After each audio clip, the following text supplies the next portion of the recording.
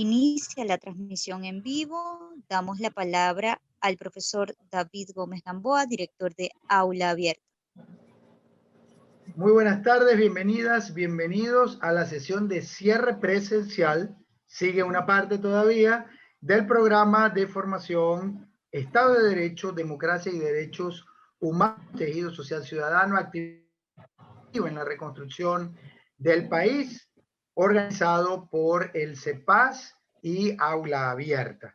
Tenemos el honor de iniciar esta sesión de cierre y antes de darle la palabra a una de las dos grandes conferencistas que nos acompaña el día de hoy, la profesora Hisbeth Fernández, quiero darle la palabra a la profesora Carla Velasco y al profesor Juan Mogollón para que muy brevemente, en 5 minutos, nos puedan comentar sobre la fase de evaluación y de cierre del programa de formación. Básicamente esta fase consiste en una serie de actividades de activismo que seguidamente el profesor Juan Mogollón va a explicar, pero también de cierre final, de consecución final del curso online resumen en materia de Estado de Derecho, democracia y construcción del tejido social. Hay un tutorial que la profesora Carla Velasco va a explicar, ya el curso está disponible, es un resumen de las ponencias que han tenido a lo largo del mes de enero y febrero, ponencias que se han resumido en videos muy cortos, entre 5, 6, 10 minutos, cada ponencia con algunas asignaciones, con algunas preguntas que sirven sobre todo para ratificar los contenidos. Este curso en línea está disponible desde este momento en la página www.libertadacademica.org, de manera que a partir de hoy, en este cierre, todos los estudiantes, los participantes lo pueden hacer. Le doy entonces la palabra muy brevemente a la profesora Carla Velasco para que explique básicamente cómo es la realización de este curso en línea, y luego al profesor Juan Mogollón para que nos hable un poco de la evaluación a través de las actividades de infoactivismo, para luego entonces presentar a nuestra primera ponente del día de hoy. Adelante, Carla Velasco.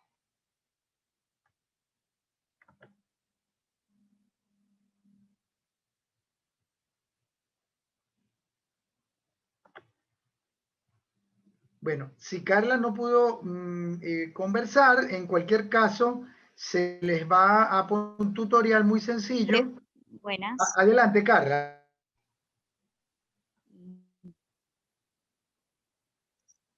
Sí, como debo compartir la pantalla, estoy tratando de compartir.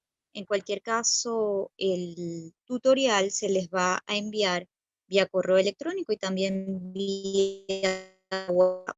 Un tutorial bastante sencillo que está dividido en varias secciones donde pueden encontrar: 1, cómo entrar a la página; 2, cómo pueden hacer los cuestionarios; 3, cómo ver los videos; 4, cómo adquirir el material de lectura; y finalmente, cómo ver el progreso o el avance dentro de la página web.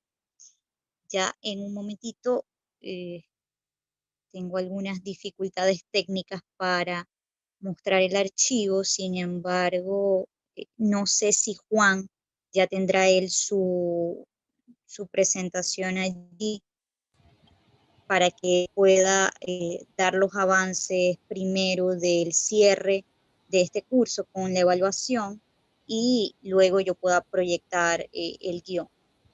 Muy bien, entonces le damos la palabra a Juan. Lo que sí les agradezco, por favor, dado el tiempo tan limitado que tenemos, es la mayor concisión. En cualquier caso, si el tutorial no se les puede mostrar en este momento, se va a compartir por el chat, por email, y la conexión al curso en línea sobre Estado de Derecho, Democracia y Derechos Humanos es básicamente a través de la página, anótenla por favor, www.libertadacademica.org. Es una página que Aula Abierta ha dispuesto cursos en línea, de manera que por allí libertadacademica.org básicamente van a haber dos cursos ofrecidos. El curso en línea sobre Estado de Derecho, democracia y derechos humanos justamente es el que deben hacer todas y todos los participantes. Ahí vamos a llevar un registro de todas y todos, que al lado de las actividades que enseguida el profesor Juan Mogollón va a ratificar, entonces tomaremos como parte de la evaluación. Adelante, Juan, por favor. Ok, rapidito, estamos muy full y tenemos muchísima información que vamos a recibir el día de hoy. ¿Qué vamos a hacer? Ya les comentamos que el cierre es un activismo. Un activismo no lo vean como algo muy complicado, no lo vean como algo que no puedo hacer si no tengo a 20 personas conmigo. Si tienen un grupo, pues maravilloso. Si son ustedes solamente, pues lo hacen ustedes solamente. Para eso, queríamos recordarles que tenemos disponible el espacio donde vamos a hacer esta actividad. ¿Cuál es el espacio donde vamos a hacer la actividad? A través de la página web de la Red de Activistas Ciudadanos por los Derechos Humanos. Deben estarla viendo en este momento. Esta es la página donde ustedes van a hacer el activismo, donde ustedes van a registrar la actividad que hagan poniendo en práctica lo que han visto acá. Si no están inscritos, sabemos que buena parte de los participantes ya forman parte de la red. Si no están inscritos, se inscriben acá donde dice soy nuevo. Si ya están inscritos, ponen su usuario o su correo electrónico, su contraseña y acceden. Allí les va a salir para hacer activismos nuevos. Allí hacen la actividad. Si tienen problemas para subir los activismos, me van a escribir a mí, a mi correo, activismosredac@gmail.com, o mi teléfono, que se lo puse la semana pasada, ahorita se lo repetiré, para apoyarlo. ¿Qué tipo de activismos hay? Pueden ser opiniones ciudadanas, pueden ser comunicados, pueden ser formaciones, cineforos, todo lo que nosotros podamos hacer basado en el tema de derechos humanos, sociedad y democracia son activismos. Yo quise mostrarles la página y quise mostrarles otros activismos que hemos hecho con participantes de la red, los defensores de la Alianza Todos por la Educación de Mérida, que también han publicado con nosotros, el panorama del derecho a la educación en la Universidad Venezolana, que es un activismo que hizo uno de los participantes, activismos que se han hecho desde Perú, activismos que se han hecho desde Barinas. Este tipo de actividades, como la de Barinas, son actividades solidarias. Es una persona que hizo alimentación para comunidades vulnerables. Todo esto que ustedes pueden hacer es activismo. Sea un video, sea un pancartazo, sea una opinión ciudadana, sea una reseña de la situación de violaciones de derechos humanos que ustedes sufren. Todo es activismo. Importante, repetimos, inscríbanse en la página quienes no se hayan inscrito, accedan, entren, suban su activismo. Si no pueden subirlo, ustedes me avisan o avisan a cualquiera del equipo. Nosotros los vamos a apoyar para hacerlo. Pero lo importante es que la actividad que ustedes hagan la documenten. Si van a hacer un pancartazo, tomen la foto, háganle una pequeña reseña.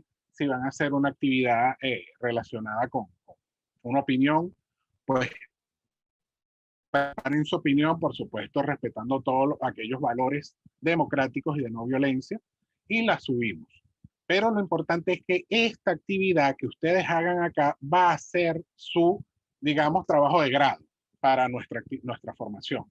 Cuando ustedes publican aquí, ya ustedes están listos para recibir su certificado por esta grandiosa oportunidad que hemos tenido.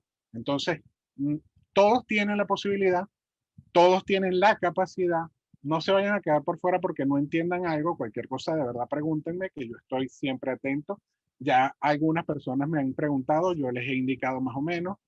Ya algunas personas, tenemos muchísimos de ustedes que se han ido inscribiendo. Los que falten, háganlo.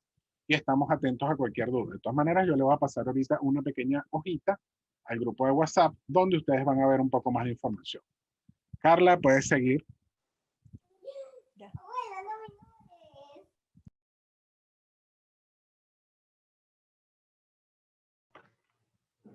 Bueno, muchísimas gracias, Juan. Sí, efectivamente, cualquier duda, por favor, tenemos la plataforma del WhatsApp, también el correo electrónico. Y la idea es responderla. Agradecemos tener los micrófonos cerrados a todas y todos, por favor. No sé si Carla puede finalmente mostrar el tutorial por las plataformas. Carla, ¿estás presente? Bueno, si no, adelante, Carla.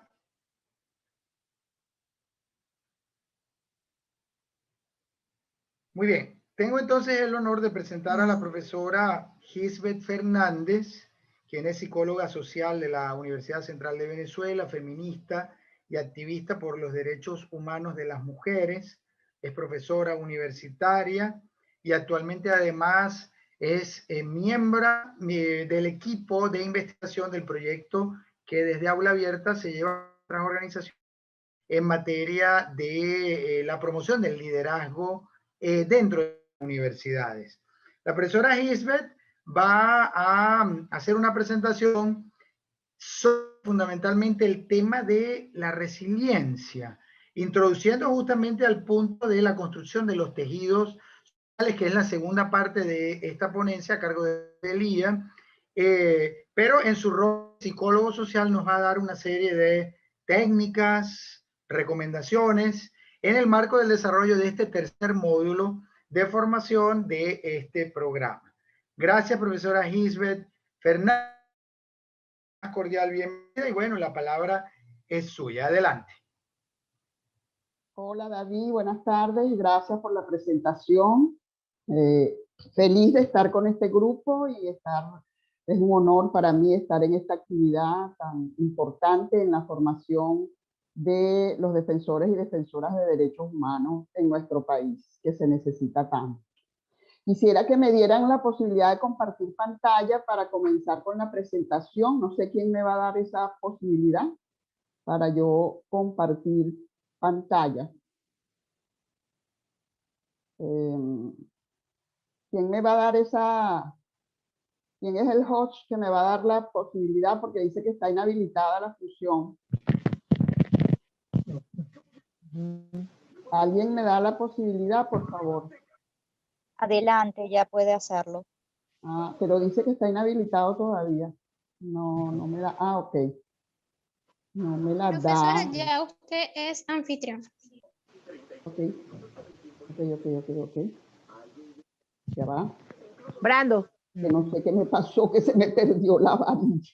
Se me perdió la presentación. Ya la tengo, ya va.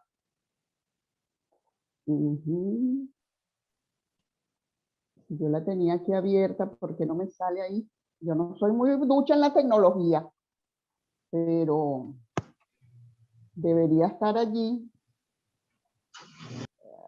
Profesora, si no la puede compartir, envíanoslas al email y María... Ya está enviada, yo la envié.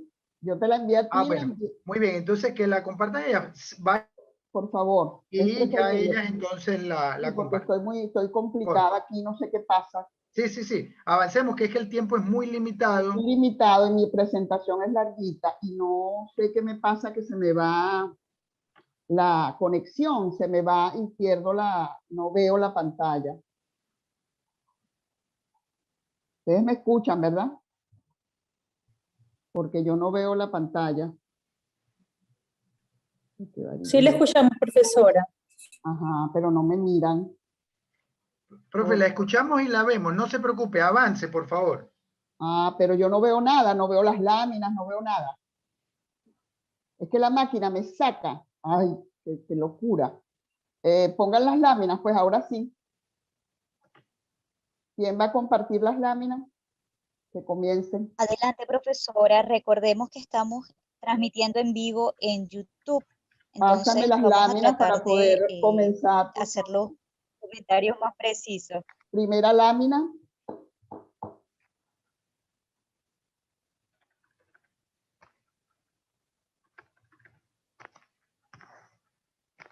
Estoy esperando por la presentación.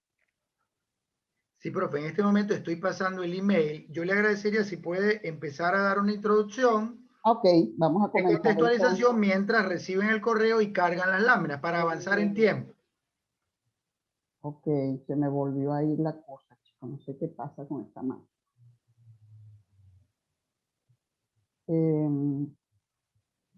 Bueno, el tema de nosotros es la resiliencia. Yo les voy a hablar de la resiliencia desde dos perspectivas.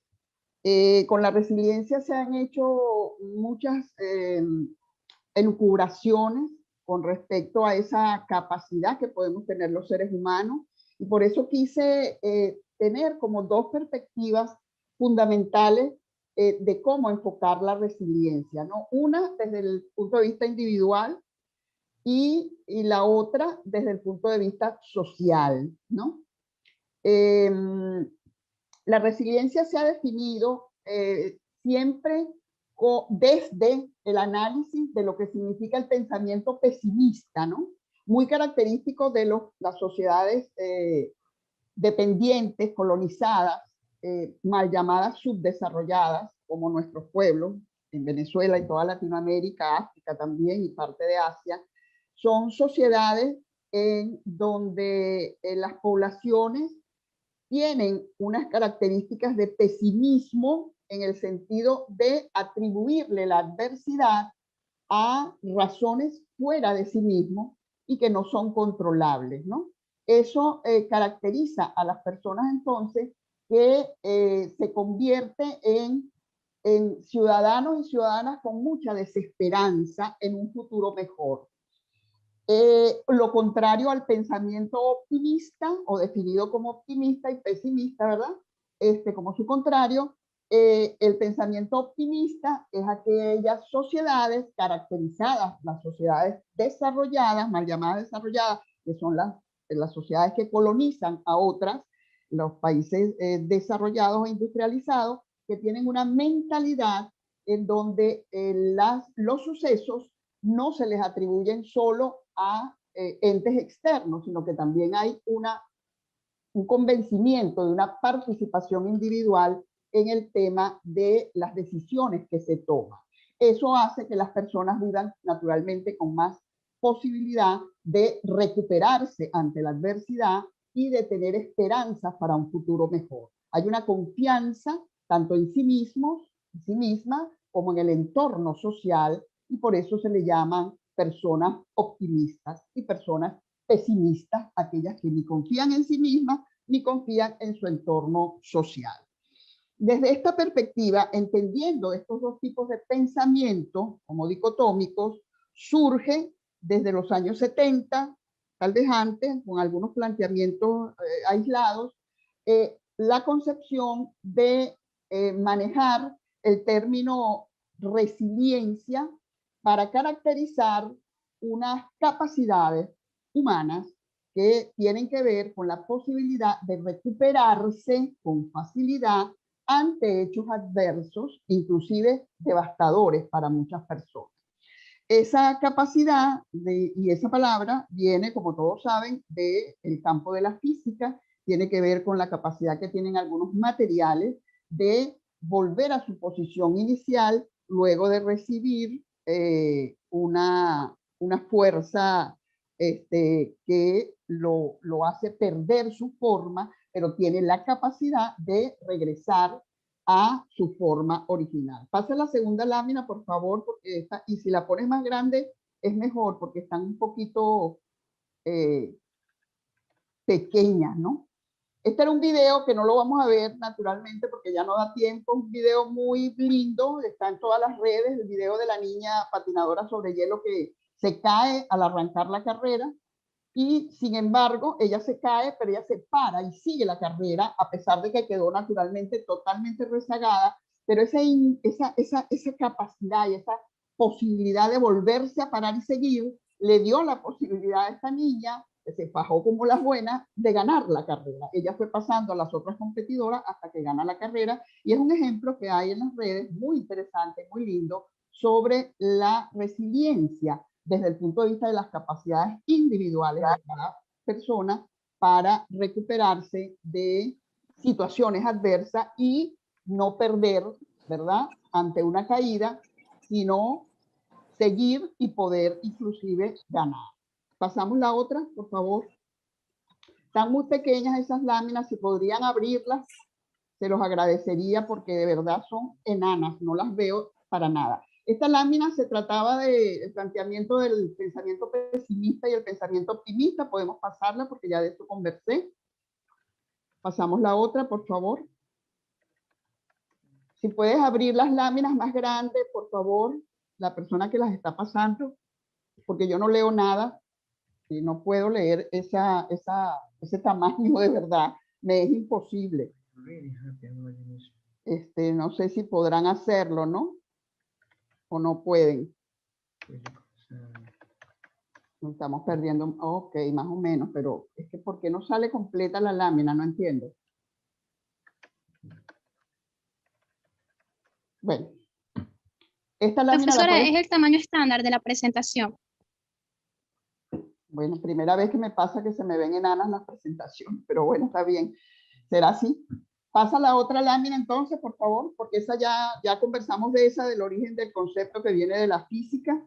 Esta leyenda sobre la naturaleza me hubiera gustado leerla bien, pero bueno, voy a tratar de leerla aquí en mi teléfono. Vamos a comenzar un poco una reflexión sobre la resiliencia y la naturaleza, ¿no? Es interesante hacer esta reflexión porque por lo general los seres humanos tenemos una concepción equivocada de que la naturaleza está allí como frente a nosotros y no nos ubicamos como parte integrante de esa naturaleza, ¿no? Y en la naturaleza hay unos procesos de resiliencia en algunos seres vivos de la naturaleza, como son las plantas y los árboles, ¿no? Ellos mantienen su vida a través de la fotosíntesis, como todos sabemos, utilizando la energía del sol para fabricar la clorofila, pigmento que les da el color verde y con el que fabrican sus alimentos para poder realizar todas sus funciones vitales. En otoño hay menos luz solar, los días de luz son mucho más cortos y los días de luz son mucho más cortos y la oscuridad se extiende en horas muy largas, ¿no? Son días de mucha oscuridad y los árboles de manera natural saben, entre comillas, que se deben preparar para el invierno. Eso lo tienen programado en sus genes, ¿ok? En su genética, en el ADN de la planta. Se detiene la producción de clorofila, ya los árboles no van naturalmente no van a producir la clorofila como la producen en primavera, en verano y en parte del inicio del otoño. Luego se da la caída de las hojas porque no las necesitan. Las sustancias nutrientes se almacenan en las raíces junto a una sustancia anticongelante, que permite que las raíces no se congelen y ahí se acumulan los alimentos y por eso los árboles quedan completamente secos. Es una experiencia que he vivido porque estoy en Estados Unidos y viví el paso del otoño al invierno y fue una experiencia interesante de ver cómo los árboles parecieran muertos, ¿no? Nosotros en el trópico vemos un árbol así y decimos que está muerto. Resulta que no está muerto, lo que se está preparando para poder enfrentarse a una adversidad como la del invierno, ¿no? Y eso es un ejemplo de cómo la naturaleza plantea la resiliencia de manera natural en algunos seres vivos como las plantas. ¿Ok? Pasamos a la siguiente. Los seres humanos nos diferenciamos de las plantas, aunque somos seres vivos, porque nosotros tenemos un ADN, tenemos unas programaciones genéticas, pero hechos como la resiliencia son hechos en donde por nuestra configuración de no ser entes absolutamente biológicos, sino ser unidades biopsicosociales, tenemos una combinación también para poder desarrollar asuntos como la resiliencia en este caso. Se define entonces la resiliencia desde un actor que se llama Cyrulnik, que en 2004 la define diciendo que la resiliencia de un niño o una niña se construye en la relación con la o el otro mediante una labor de punto, en donde se teje un vínculo, se teje la resiliencia. La resiliencia entonces se construye en las relaciones humanas con los otros y con las otras. La resiliencia entonces no resulta de la suma de factores internos y externos, no es una suma simple de las características personales, individuales y de las características ambientales o de las relaciones humanas que haya tenido ese niño o esa niña, sino que es una interacción permanente que va tejiendo el destino de esa vida. Es una relación dialéctica de características propias de la persona, en este caso del niño o la niña, y de los eventos sociales que se dan en cualquier ser humano en el proceso de maduración y de aprendizaje. Fíjense cómo la resiliencia, cuando estamos hablando de seres humanos, adquiere una complejidad que tiene que ver con el hecho de que somos unidades biopsicosociales. Pasamos a la otra. Hay otras definiciones de resiliencia, hay muchas, yo tenía muchas más en la presentación porque creí que tenía más tiempo, pero esas las vamos a pasar de largo, ¿no? Hay muchos autores han definido la resiliencia, pero sin embargo, a pesar de que hay muchos autores que nos hablan de que la resiliencia es un resorte moral, una cualidad de las personas que no se desaniman y que no se dejan abatir. Otros nos dicen que es una habilidad para surgir de la adversidad, adaptarse a ella, recuperarse y acceder a una vida significativa y productiva. Que la resiliencia habla de una combinación de factores que permiten a un niño o a un ser humano en general afrontar y superar los problemas y las adversidades de la vida, ¿no? Sin embargo, a pesar de todas las corrientes sobre el término de la resiliencia como una capacidad y una habilidad humana, hay voces disidentes con respecto a la utilización de este término para los seres humanos. Pasamos la otra, por favor. Esas voces disidentes nos hablan de una crítica que va dirigida hacia el uso del término de la resiliencia, usado intencionalmente por organismos financieros internacionales y de recursos humanos, con el fin de promover programas de resiliencia y a profesionales universitarios que asuman el enfoque de la resiliencia, en particular la psicología positiva, que ha sido muy promovida sin que se plantee ninguna crítica o ningún enfoque con un pensamiento crítico riguroso, ¿no? Entonces, Brad Evans y Julian Rey son esas voces disidentes. Desde el 2014 al 2016 han hecho unos planteamientos muy interesantes de cómo se ha utilizado la resiliencia para adjudicársela a características personalísimas y no para mejorar la vida de los pueblos oprimidos, de las sociedades que han estado saqueadas por otros pueblos y que viven en el filo, ¿verdad?, del peligro. Pasamos la otra, por favor.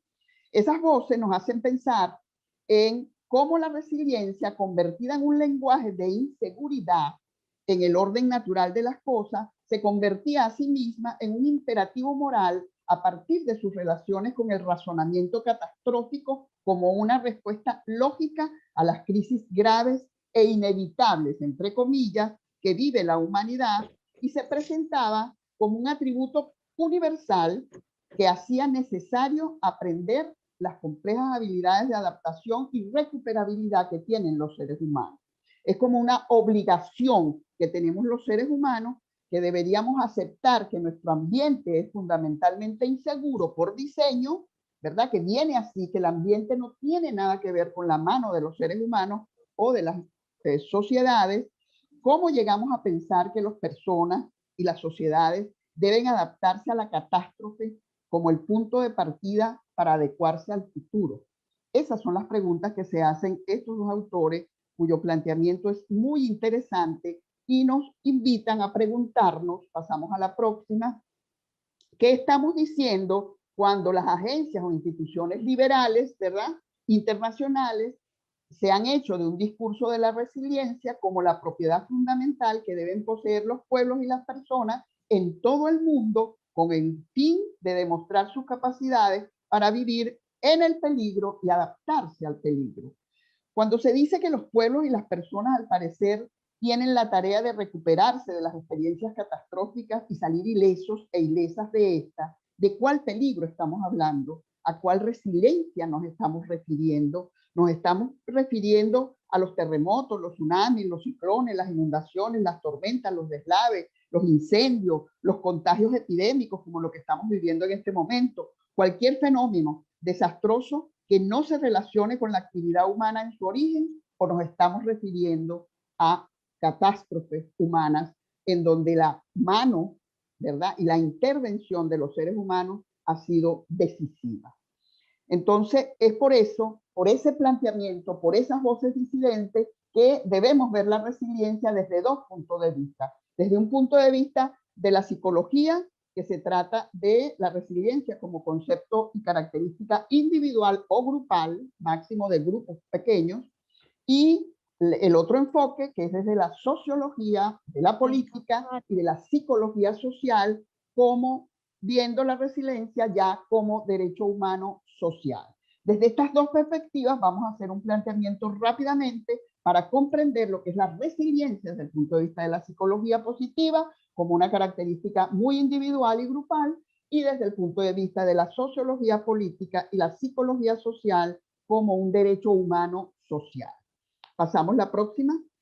Cuando nos referimos a la resiliencia desde el punto de vista individual, estamos hablando de una tendencia desde la psicología positiva, ¿verdad?, a tener una capacidad para resistir, una capacidad personal o grupal, la familia, un pueblo, una comunidad, una capacidad para resistir, tolerar la presión, los obstáculos, y pese a esas circunstancias, hacer las cosas correctamente y bien hechas.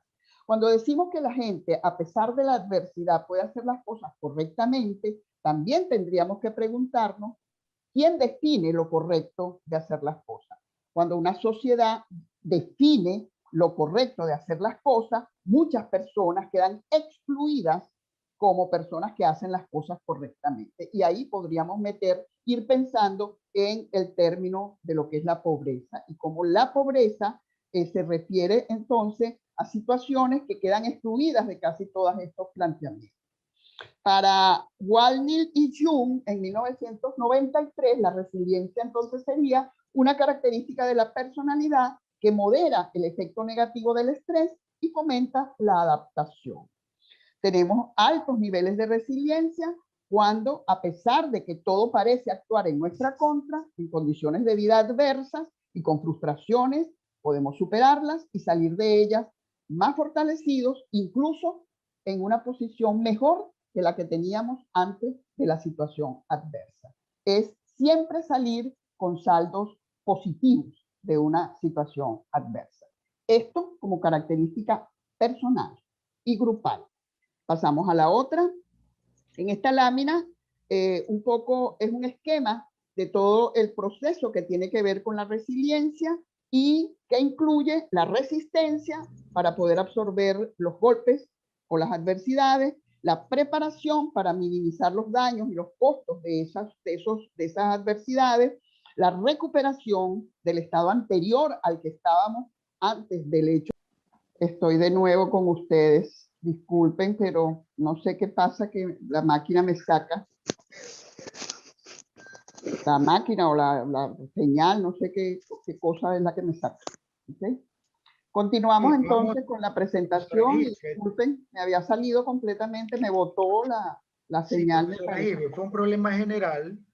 Vamos a esperar que se admitan a los participantes por lo menos en un minuto. Si puede, le agradeceríamos más bien que hiciera como una recapitulación de lo tratado para darle chance a quienes están... Que vayan incorporando. Sí, para que no pierdan el hilo. Sí, hasta ahora lo que hemos hecho es conversar un poco iniciar la perspectiva de la resiliencia desde el punto de vista de la psicología positiva, todo lo que es la definición de la resiliencia como una característica personal, ¿no? En un principio hablé de la resiliencia como un concepto general que se atribuye a una característica muy personal de los seres humanos, y esas voces disidentes de unos autores muy interesantes que nos hacen reflexionar de cómo la resiliencia en las últimas décadas ha sido utilizada para justificar todos los desastres que hay, tanto naturales como sociales, y que tienen que ver con la intervención de las sociedades humanas, que no son tan naturales como pareciera. Y se nos ha impuesto un criterio de entender que nuestras sociedades son sociedades peligrosas de por sí. O sea, que venimos ya establecidos con criterios de peligrosidad en nuestras sociedades, como si eso es natural en la vida en sociedad. Comenzábamos ya la explicación desde la psicología positiva, de la perspectiva individual de la resiliencia, y estábamos avanzando. Esto está mejor así, que bueno, pero se puso demasiado grande. así queda perfecto. Ok, pasa la otra. Este esquema ya lo estaba explicando precisamente para entender cómo la resiliencia tiene resistencia, tiene adaptación y tiene construcción, tienes varias cosas, ¿no? En línea general, podemos decir que la resiliencia forma parte del proceso evolutivo de la persona.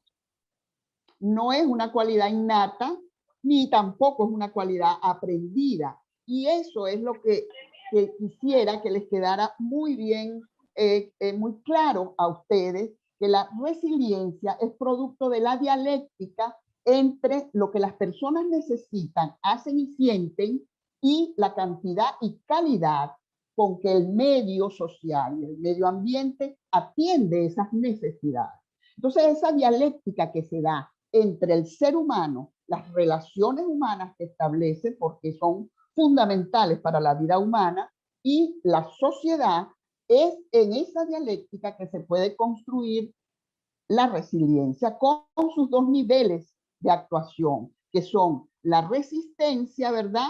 Y la construcción. La resistencia, que es la capacidad de permanecer en integridad frente al golpe o la adversidad en la que nos encontremos en la vida, y la construcción, que tiene que ver con la capacidad de realizarnos positivamente a pesar de las dificultades. Los seres humanos tenemos esa capacidad y la podemos desarrollar. No nace con nosotros, pero se hace con nosotros. No es totalmente aprendida, no es totalmente innata, pero es producto de esa relación dialéctica en nuestro crecimiento, en la maduración y el aprendizaje de todos los seres humanos. Pasamos a la otra, por favor.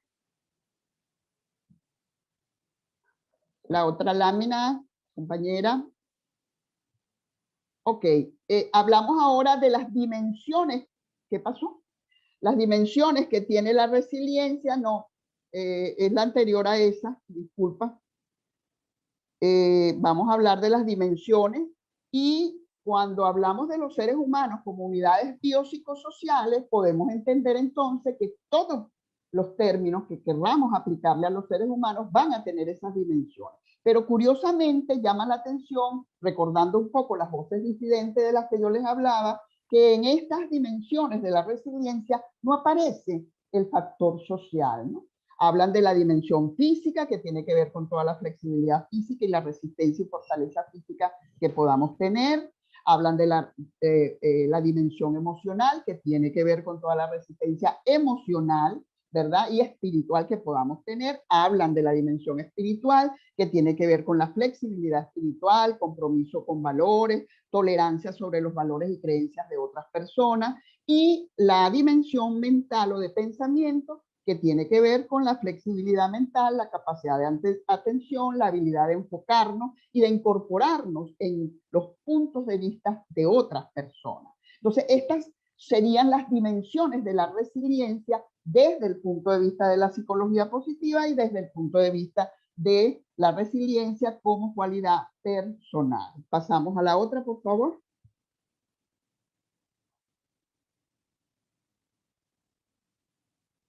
Las láminas se salen feas, no sé qué pasa. Muy feitas, ¿no? Hay unos componentes de la resiliencia que Suárez Ojeda nos los ha agrupado, ¿verdad? Hay una cantidad de características larguísimas. Hay autores que hablan de 7 pilares de la resiliencia, otros que hablan de 14, de 6, de 8. Suárez Ojeda los agrupa en 4 elementos importantes o componentes de la resiliencia que sirven como para podamos ver perfiles de personas o grupos resilientes, ¿no? Uno tiene que ver con toda la competencia social y son las capacidades de establecer relaciones positivas con las otras personas. La resolución de problemas, que es la capacidad de juzgar ideas y sistemas filosóficos y tener la capacidad de poder analizar esos enfoques filosóficos y tener además el propio, ¿no? La autonomía, que es la habilidad para poder actuar independientemente de las demás personas, por cuenta propia. El sentido de propósito y de futuro, relacionado con el sentido de autonomía y de la propia eficacia, tiene que ver con aspiraciones educacionales y sentimientos de un futuro mejor. Todo lo que tiene que ver con la movilidad social, pero más desde el punto de vista psicosocial. O sea, mis aspiraciones para la movilidad social, mis aspiraciones para un futuro mejor para mí y para los niños, ¿no?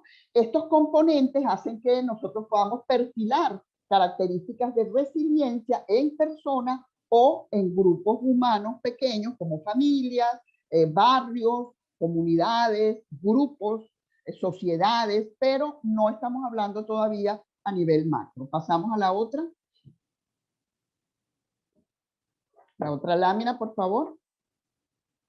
Ya hablamos de los componentes de la resiliencia, ahora hablamos de los ámbitos de la resiliencia, que tiene que ver con los ámbitos en los que podemos aplicar la resiliencia, que son el ámbito biológico, que es cuando a pesar de las desventajas somáticas, congénitas o adquiridas por un accidente o por una enfermedad, las personas son capaces de llevar una vida digna y creativa. El ámbito familiar, que tiene que ver con el desarrollo exitoso, con procedencias de familias desestructuradas, conflictivas, eso que se hablan de familias que no son sanas, víctimas de abandono, de maltratos, de abuso, y sin embargo la gente sale adelante. En el ámbito microsocial, para desenvolverse en barrios o pueblos en donde la miseria, la ausencia de trabajo, la ausencia de servicios, la peligrosidad social, sin embargo, hay personas que salen adelante en estos ambientes y de estos ambientes. Y el ámbito macrosocial, que tiene que ver ya con la supervivencia de la especie, no solo física, ¿verdad?, a situaciones de catástrofes naturales o de guerras, terrorismo, migraciones, deportaciones, como la estamos viviendo ahorita. Y este ámbito macrosocial nos hace entrar inmediatamente en la otra dimensión o perspectiva de la resiliencia, que es la perspectiva social de la resiliencia como derecho humano. Pasamos a la otra, por favor. Piense que hasta ahora, con el concepto de resiliencia desde la perspectiva psicológica o individual, hemos hablado de características de la resiliencia desde el punto de vista de lo personal. Ahorita vamos a hablar ahora entonces desde lo social y de la resiliencia ya como un derecho humano de toda la sociedad humana y de la naturaleza incluida, porque los seres humanos estamos incluidos dentro de la naturaleza.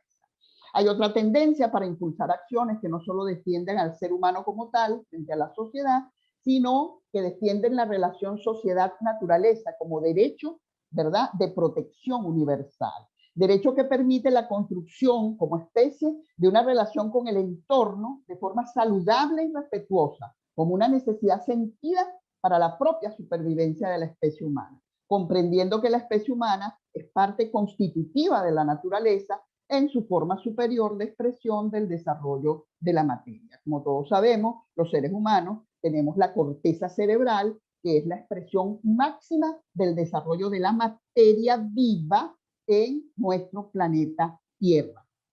Las leyes de la naturaleza deben ser la partitura del concierto de la vida humana, o pereceremos naturalmente como parte de la naturaleza que somos. Existieron unas condiciones irrefutables para que se diera la vida tal como la conocemos, la vida humana, ¿no? Surgiera en esas condiciones. Y esas condiciones deben ser preservadas, incluso cambiando las relaciones sociales que hasta el momento no respetan esas condiciones o esas leyes de la naturaleza y están haciendo que la naturaleza naturalmente pueda perecer. Y con ella moriríamos nosotros también, porque somos parte constitutiva de la naturaleza. Pasamos a la siguiente.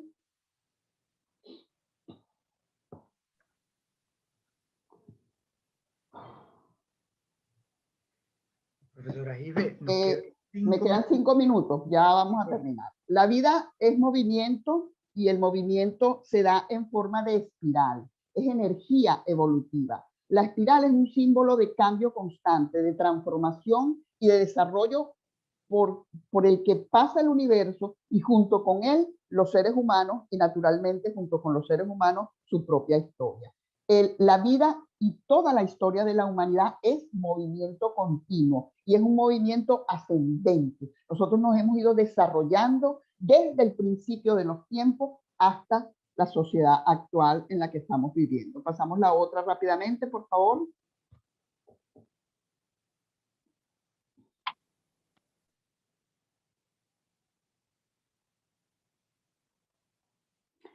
Desde la temporalidad, ustedes lo han estudiado ya como estudiantes de cursos de derechos humanos y como activistas de derechos humanos, encontramos generaciones de derechos humanos. Fíjense que yo los coloqué en una espiral un poco para entender lo que significa la ascendencia en el desarrollo histórico, ¿verdad? Y evolutivo de los seres humanos.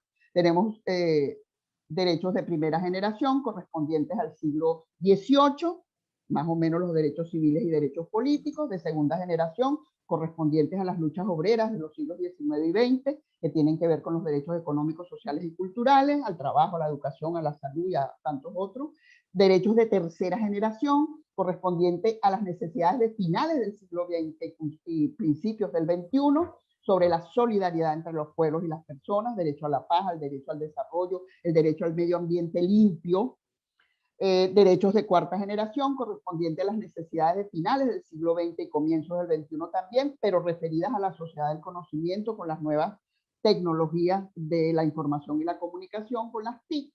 Y pareciera que ahora tenemos la necesidad de una quinta generación de derechos humanos que nos hablen de la necesidad de sobrevivir en el planeta Tierra. Pasamos, por favor, las láminas rápidamente para ver si puedo cerrar, no llegando hasta el final, pero todas estas láminas las van a tener ustedes para que puedan luego revisarlas y perdonen todas las interrupciones que ha habido.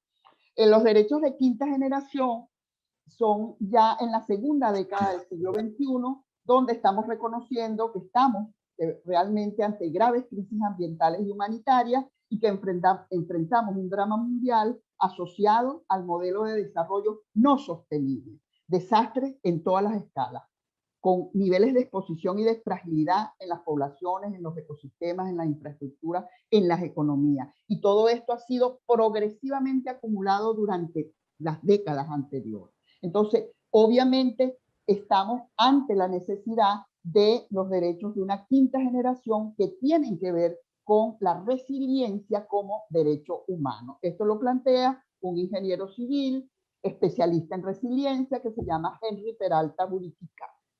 Pasamos la próxima, por favor. Ya para ir finalizando.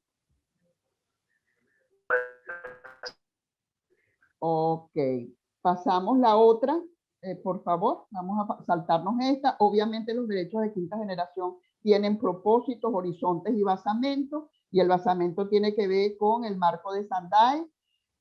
Pasamos la próxima para definir el derecho a la resiliencia, que tiene que ver con la relación entre sociedad y naturaleza, que es una resiliencia colectiva y social, no en la intimidad de la cotidianidad, sino además de eso, una resiliencia como colectivo social. Pasamos la próxima. La próxima lámina, por favor, para definir ya la resiliencia como derecho humano. Adelante con la próxima lámina, por favor. Todos los seres humanos, sin distingo de ninguna índole, que sean afectados por la ocurrencia de cualquier tipo de desastre natural o social, tienen derecho a la recuperación, la reconstrucción digna, orientada a un mejor desarrollo que supere las condiciones de normalidad, entre comillas, que originaron el desastre. Fíjense cómo el concepto de resiliencia que veíamos al principio como una característica personal, individual, una característica psicológica de los seres humanos, pasa ahora a ser un concepto ampliado a toda la sociedad como un derecho universal. Pasamos, por favor.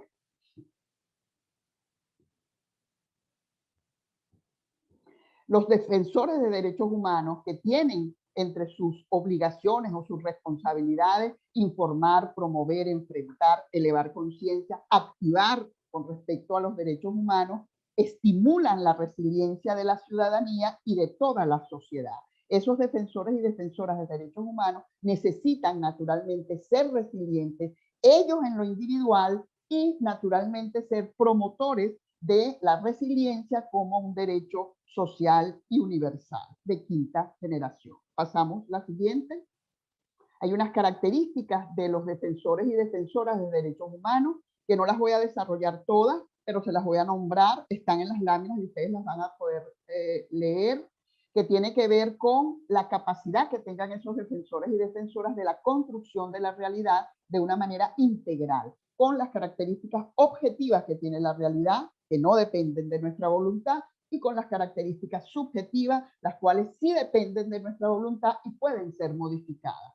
Con empatía en forma de espejo, viéndonos reflejados en las otras personas, con un manejo de las emociones propias y de la otredad.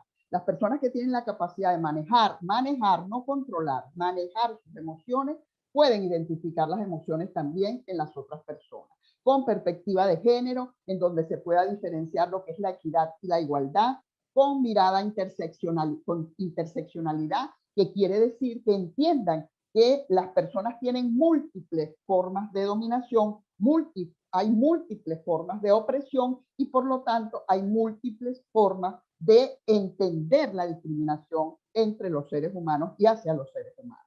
Con una posición laica, y esto es muy importante, y con el respeto a la libertad de culto como derecho humano, que nos hace como defensores y defensoras de los derechos humanos no tener como parámetro nuestras guías religiosas o espirituales, sino tener una posición laica que respeta la multiplicidad de cultos y de opciones religiosas e ideológicas.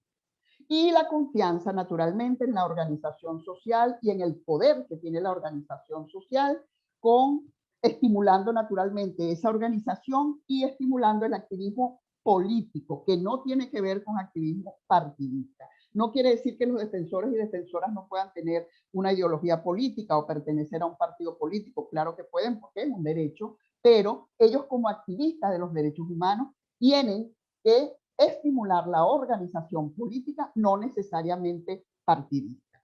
Con el desarrollo de todos estos elementos y con la revisión profunda que cada defensor y defensora haga de si tiene o no estos elementos y cómo están estos elementos en sí mismos, es como cada uno y cada una de nosotras podemos ir darnos cuenta si nosotros somos realmente defensores y defensoras resilientes o no. Pasamos las láminas, te voy a decir en cuál te vas a parar ya para finalizar. Vas a pasar todas las láminas que tienen que ver con el desarrollo de cada una de estas características, que no las vamos a poder desarrollar. Pasa a la próxima, por favor. La presentación, si sea. La mirada de interseccionalidad, pasa a la próxima. La posición laica, que ya más o menos hablé de eso. Aquí hay dos ejercicios que es importante que los hagan ustedes como autoevaluación, ¿no? De la resiliencia en cada uno de ustedes. Llenar estas matrices son muy sencillas, son ejercicios sumamente sencillos, en donde simplemente vamos a hacer reflexiones de nuestras propias vivencias. Pasamos la otra.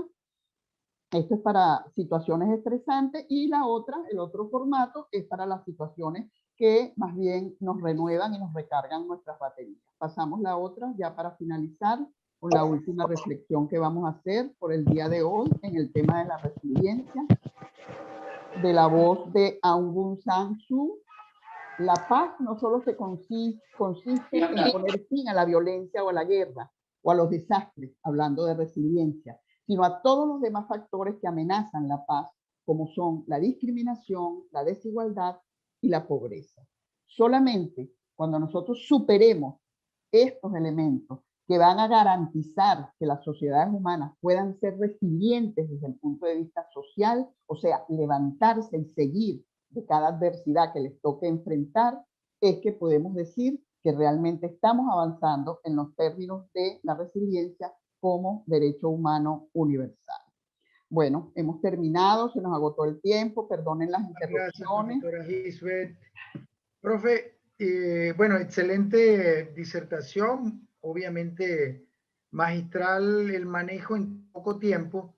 Y yo, de alguna manera, quisiera resumir parte de las intervenciones preguntándole en concreto a usted como psicólogo social, psicóloga social. Ajá, muy buena la ¿Qué observación. podemos hacer los venezolanos, las venezolanas, en medio de una situación de depresión, de frustración, de desánimo, para ser resilientes? De alguna manera hay varias preguntas que por ahí relacionadas con eso. esa inquietud. Debemos ser muy concretos porque ya nuestro siguiente ponente Está ahí.